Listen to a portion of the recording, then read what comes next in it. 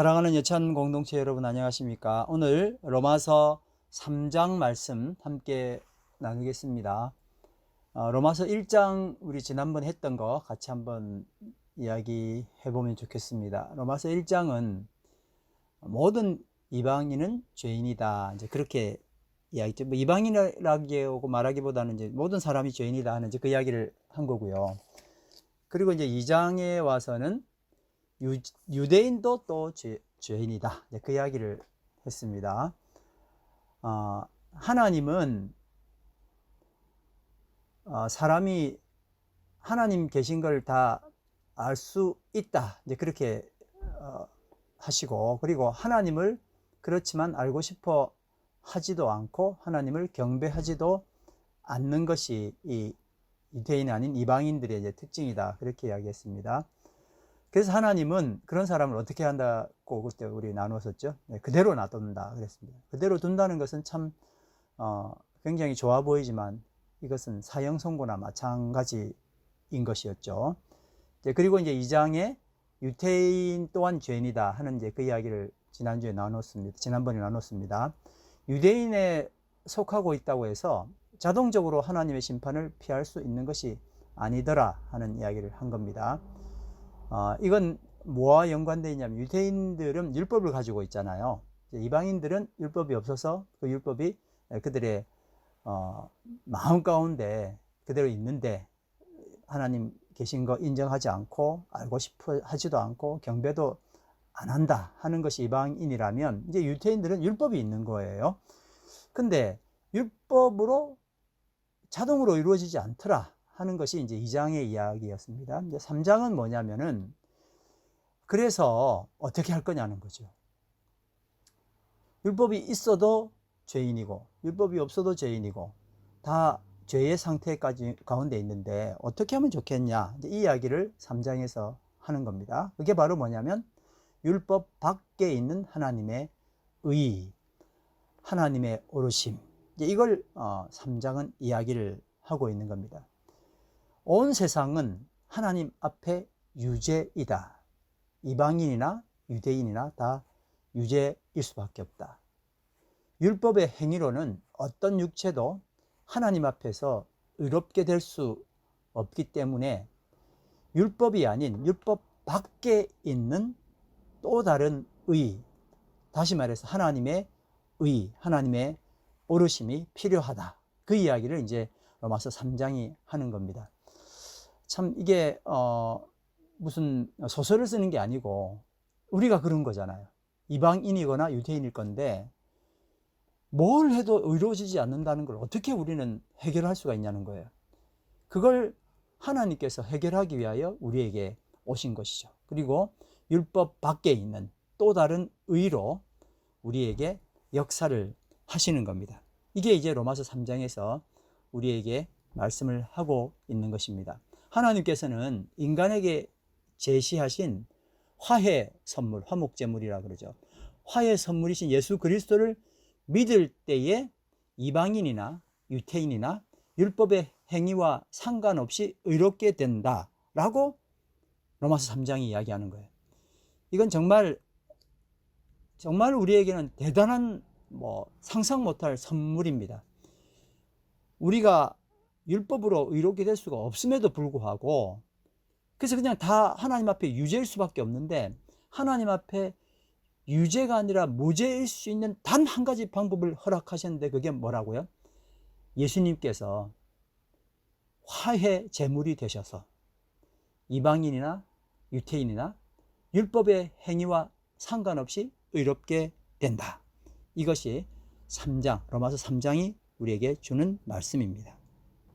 자, 오늘 함께 우리가 읽어볼 말씀입니다. 로마서 3장 20절, 22절 말씀 제가 한번 읽어보겠습니다. 그러므로 율법을 지킴으로 하나님 앞에서 의롭다고 인정받을 사람은 아무도 없습니다. 율법으로는 죄를 인식할 뿐입니다. 그러나 이제는 율법과는 상관없이 하나님의 의가 나타났습니다. 그것은 율법과 예언자들이 증언한 것입니다. 하나님의 의는 예수 그리스도를 믿는 믿음을 통하여 모든 믿는 사람에게 옵니다. 거기에는 아무 차별도 없습니다. 이야, 정말 놀라운 말씀 아닙니까? 제가 다시 한번 읽겠습니다. 그러므로 율법을 지킴으로써 하나님 앞에서 의롭다고 인정받을 사람은 아무도 없습니다. 율법으로는 죄를 인식할 뿐입니다. 그러나 이제는 율법과는 상관없이 하나님의 의가 나타났습니다. 그것은 율법과 예언자들이 증언한 것입니다. 하나님의 의는 예수 그리스도를 믿는 믿음을 통하여 모든 믿는 사람에게 옵니다. 거기에는 아무 차별도 없습니다. 할렐루야. 힘 있는 자가 힘없고 약한 자의 약점을 이용해서 마음껏 부려먹는 노예 계약, 말이 안 되지만은 아무튼 노예 계약이라는 것이 있습니다. 임금은 고사하고 먹고 입고 자는 것도 제대로 공급해 주지 않습니다. 그런데 세상에는 강자가 약자를 위하여 자신을 희생하는 계약, 그러니까 약자 자신은 전혀 알지 못하는 계약이 있습니다. 그 계약으로 이루어진 곳이 어딜까요, 여러분? 그게 바로 가족입니다. 남편은 아내를 위하여, 형과 누이는 동생을 위합니다. 그런데 무엇보다 두드러진 것은 부모가 자녀를 위하는 일일 겁니다. 특별히 부모와 자녀 간의 이 계약을 우리는 어버이의 사랑이라고 부릅니다. 하나님께서 사람을 만드셨습니다. 하나님과 사람의 관계가 시작된 것입니다. 그리고 하나님은 스스로 결심하셔서 사람과 계약을 맺습니다. 내가 너를 끝까지 지키겠다는 정말 일방적인 계약입니다. 그런데 하나님은 인간과 계약을 맺으면서 사람을 노예로 삼는 것이 아니라 자신을 오히려 희생시키는 계약을 맺으셨습니다. 할렐루야. 하나님은 기쁨으로 사람을 위하여 자신을 희생하기로 결정하셨습니다. 왜 그럴까요? 내가 하나님의 아들, 하나님의 딸이기 때문에 그렇습니다. 우리가 기도드릴 때 하늘에 계신 아버지 이렇게 시작하지 않습니까? 우리는 하나님과 사람과의 이 계약을 하나님 아버지의 사랑이라고 부르는 겁니다. 아멘. 누가복음 15장에는 탕자의 비유가 나오죠. 둘째 아들이 아버지와의 관계를 깨버리고 더구나 아버지 재산을 가지고 먼 나라로 가는 겁니다. 그 아들 머리에는 더 이상 아버지가 없습니다. 이와 같이 사람도 하나님과의 관계를 깨버리고 집을 나가 버립니다. 더구나 하나님 아버지의 재산을 싸들고 아버지가 움직이는 것이 아니라 아들이 움직였습니다. 그리고 아들의 불효가 아버지의 신실하심을 무효화시킬 수 없다는 것을 우리는 이 비유를 통해서 또 배우게 됩니다. 참, 하나님이 가신 게 아니라 아들이 도망갔는데도 불구하고 이 아들의 불효, 이것이 하나님의 신실하심을 결코 무효화시킬 수 없는 것입니다. 아들이 집을 나간 것은 그 자체로 이미 재난의 시작입니다. 로마서 3장 11절에서 18절에는 집 나간 아들의 모습을 이렇게 이야기를 하고 있습니다. 깨닫는 사람도 없고 하나님을 찾는 사람도 없다. 모두가 곁길로 빠져서 쓸모가 없게 되었다. 선한 일을 하는 사람은 없다. 한 사람도 없다. 그들의 목구멍은 열린 무덤이다. 혀는 사람을 속인다. 입술에는 독사의 독이 있다. 입에는 저주와 독설이 가득 찼다. 발은 피를 흘리는 일에 빠르며 그들이 가는 길에는 파멸과 비참이 있다. 그들은 평화의 길을 알지 못한다. 그들의 눈에는 하나님을 두려워하는 빛이 없다. 아버지 집을 나간 아들은 결국 어떻게 되었습니까? 돼지가 먹는 음식으로도 자기 배를 채우지 못하는 거지가 되고 말았습니다. 자, 이제 사람이 아버지의 뜻을 저버리고 계약을 깨트려 버렸죠. 그러나 아버지 하나님은 자신이 결심하고 세우신 계약을 이행하기 위해서 죽음의 길로 가는 아들을 살려있기를 마련하셨습니다. 로마서 3장 23절에서 26절 말씀, 모든 사람이 죄를 범하였으므로 하나님의 영광에 이르지 못합니다. 그러나 사람은 그리스도 예수 안에 있는 속량을 힘입어서 하나님의 은혜로 값없이 의롭게 하여 주심을 받습니다. 하나님께서 이 예수를 사람에게 속죄 제물로 주셨습니다. 누구든지 그 피를 믿으면 속죄함을 받습니다. 하나님께서 이렇게 하신 것은 사람들이 이제까지 지은 죄를 너그럽게 보아주심으로 자기의 의를 나타내시려는 것입니다. 하나님께서는 길이 참으시는 가운데 지금 이때에 자기의 의를 나타내신 것은 하나님께서는 의로우신 분이시라는 것과 예수를 믿는 사람은 누구나 의롭게 하여 주신다는 것을 나타내시려는 것입니다. 한번 따라 하시겠습니다. 하나님께서는 의로우신 분이시라는 것과 예수를 믿는 사람은 누구나 의롭게 하여 주신다는 것을 나타내시려는 것입니다. 할렐루야. 집 나간 아들을 위한 아버지의 대책이 시작되었습니다. 그 불효막심한 녀석도 자식이라고 아버지는 아들을 억지로 데려오는 것이 아니라 아들의 자존심이 상하지 않게 자발적으로 집으로 돌아오도록 기다리셨습니다. 믿음이라는 것은 아버지 하나님이 집 나간 아들을 위해 준비하신 최고의 선물입니다. 아멘. 그들의 자존심이 상하지 않도록 강요가 아니라 선택을 하게 또 은혜를 주셨습니다. 그러나 그 선택을 위해 아들이 무언가를 해야 하는 부담은 최소화시켰습니다. 너무 놀랍지 않습니까, 여러분?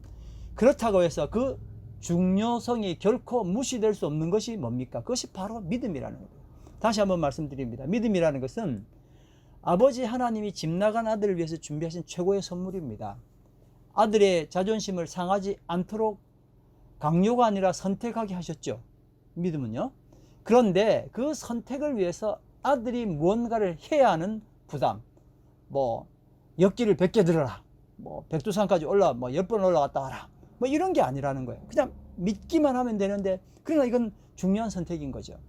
그렇지만 이것은 그 중요성이 부담이 최소화됐다 그래서 결코 무시될 수 없는 것. 그래서 하나님 아버지께서 선택하신 것이 믿음이었던 겁니다. 그래서 믿기만 하라 그러는데 너무 쉽게 말을 하지만 사실 이 믿음은 대단한 이야기가 있습니다. 하나님 아버지께서 주신 최고의 선물입니다. 강요가 아니라 선택을 하도록 만드셨습니다. 그리고 선택을 위해서 사람이 해야 될 부담은 최소화시켰습니다. 그렇다고 해서 그 중요성은 결코 무시될 수 없는 것입니다. 이거 바로 믿음이라 하는 것입니다. 자, 여러분 이제 한번 따라 하시겠습니다. 자기 이름을 넣어야 됩니다. 그리스도 예수의 종인 나 누구누구는, 시작. 나만 좋아하는 짓을 하라고